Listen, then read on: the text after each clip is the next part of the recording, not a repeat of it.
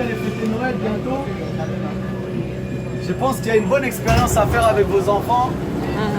Vous donnez 2 boîtes à cadeaux, une belle boîte à cadeaux, et vous prenez un autre cadeau vraiment moche. Vraiment une autre boîte à cadeaux moche. Dans la boîte à cadeaux moche, vous mettez un grand bon cadeau bien précieux et bien cher. Et dans la belle boîte à cadeaux, vous mettez rien du tout. Et vous dites à vos enfants, choisis l'une des 2 boîtes. Tous les enfants vont prendre la belle boîte. Mais quand ils ouvrent, ils voient que c'est vide. Et quand ils prennent la moche, ils ouvrent, ils voient que c'est précieux. J'aimerais vous dire, parfois dans la vie, il ne faut pas marcher avec la vue. Souvent, c'est pas par la vue qu'il faut marcher. Parce que les choses les plus glorieuses, souvent, sont cachées. Mais bien aimé, la chose la plus précieuse que Dieu ait donnée à l'homme, ce n'est pas avoir des gros biceps, ce n'est pas avoir des belles formes, ce n'est pas avoir les trésors de la terre, mais la chose la plus précieuse que Dieu a offert à l'humanité, c'est la vie éternelle, c'est le pardon des péchés, c'est la réconciliation avec Dieu, c'est l'assurance du salut. Voilà la chose la plus précieuse que Dieu ait donnée aux hommes. Mais est-ce que vous savez la vie éternelle où vous la trouvez? Ce n'est pas dans une cathédrale, ce n'est pas dans une église, ni dans une synagogue, ce n'est pas au Vatican. La Bible, qui est la parole de Dieu, nous dit que Dieu nous a donné la vie éternelle. Et cette vie est en Jésus-Christ. Voyez-vous, Dieu qui est esprit a toujours voulu habiter au milieu des hommes. Il les aime, c'est son projet.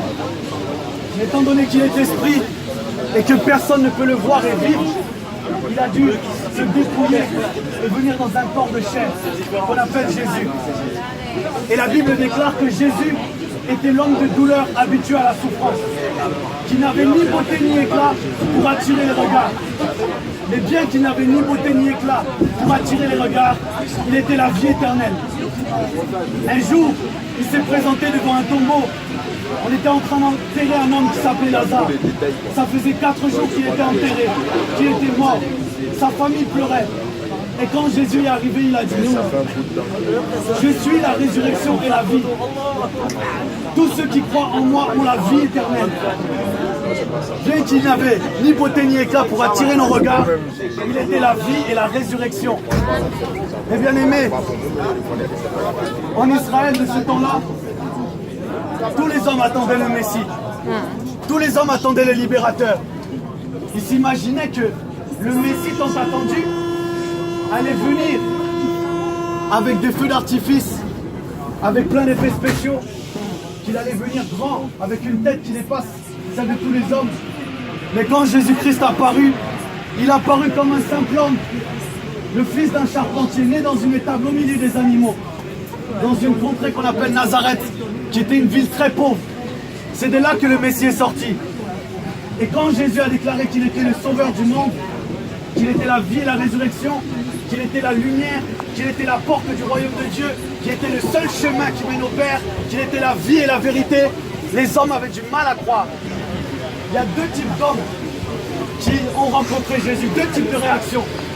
La première, c'est ceux qui ont vu Jésus et qui se sont dit, mais lui il est le fils du charpentier, lui il n'est qu'un simple homme, pour qui il se prend? Allons le crucifier, allons le crucifier. Il blasphème en disant qu'il est le fils de Dieu.